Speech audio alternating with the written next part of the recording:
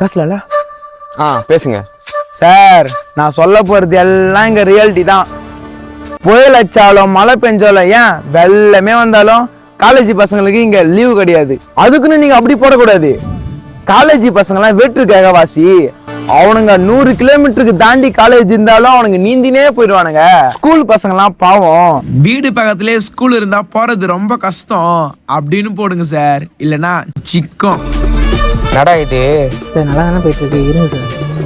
October மாசம் மழைக்கு லீவுனா வர பரவாயில்ல சார். நவம்பர் மாசம் வரலாம் மழை, அதுக்காவது லீவ் விட சொல்லுங்க சார். ஒரே மேகமூட்டமா இருக்கு. போய் காலேஜ் நாளைக்கு லீவான்னு பார்த்து வந்துடுறேன் சார். நியூஸ்ல